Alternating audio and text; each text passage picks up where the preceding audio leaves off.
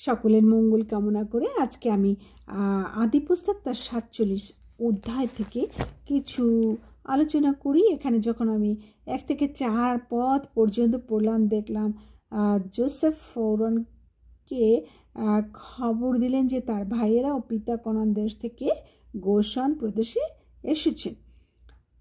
Joseph 5 জন ভ্রাতাকে নিয়ে ফরৌনের নিকটে আসলেন। এতে ফরৌন তাদের জিজ্ঞেস করলেন যে তাদের কি ব্যবসা আছে। তারা ফরৌনকে বললেন হ্যাঁ, তারা পশুপালক এবং অন্যান্য সব কিছু বর্ণনা করলেন। 5 থেকে 12 পদে ফরৌন যোসেফকে বললেন, তোমার পিতা ও ভ্রাতারা তোমার কাছে এসেছে, তাদের উত্তম স্থানে বাস করা গোশান প্রদেশে তারা বাস করুক। যদি কেহ দক্ষ হয় তবে আমার পশুপালের অধ্যক্ষ নিযুক্ত হতে পারে। ফরৌন যাকবকে জিজ্ঞেস করলেন যে তার বয়স কত। তিনি বললেন 130 বছর। পরে তিনি ফরৌনকে আশীর্বাদ করলেন। এভাবে যোসেফ পরিজনকে রক্ষা করলেন। 13 থেকে 17 পদে সমগ্র দেশে ভারী দুর্ভিক্ষ শুরু হলো, আর লোকেরা যত রৌপ্য ছিল তা দিয়ে শস্য ক্রয় করাতে যোসেফ তা সংগ্রহ করে ফরৌনের ভাণ্ডারে রাখলেন। কনান ও মিশর দেশে রৌপ্য শেষ হয়ে গেলে মিস্রীয়রা পশু দিয়ে খাদ্য সংগ্রহ করলেন। যোসেফ এভাবে তাদের চালিয়ে দিলেন।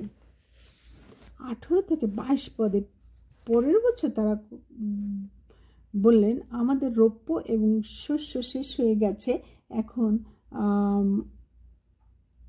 আমাদের আপন আপন শরীর এবং ভূমি আছে, তাহা ক্রয় করুন এবং আমাদেরকে খাবার দিন। তাতে যোসেফ ফরৌনের নিমিত্ত জমি ক্রয় করে ভক্ষ দিলেন।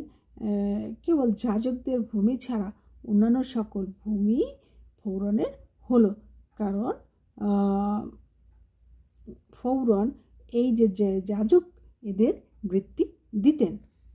এখানে 23 থেকে 27 পদে যখন পড়লাম, দেখলাম এখানে যোসেফ মিস্রীয়দের ও তাদের ভূমি ফরৌনের উদ্দেশ্যে ক্রয় করে বললেন, দেখো, এই বীজ বপন করে তার যে উৎপন্ন ফসল সেগুলো পঞ্চমাংশ ফরৌনকে দিও, অন্য 4 অংশ তোমাদের পরিজন ও শিশুদের জন্য রেখো।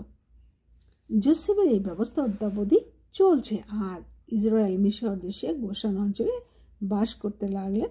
এতে তারা সেখানে অধিকার পেয়ে ফলবন্ত ও অতিশয় বহু বংশ হয়ে উঠল। 28 থেকে 31 পদের যাকবের আয়ু ছিল 147 বছর। পরে ইসরায়েল তার পুত্র যোসেফকে কহিলেন যে তিনি মারা গেলে তাকে যেন মিশর দেশে নিয়ে শয্যাশায়ী করা হয়। তাহাতে যোসেফ দিব্য করিলেন। ধন্যবাদ জানাই সবাইকে। ভালো থাকুন, সুস্থ থাকুন। Emmanuel, God bless you. Good by.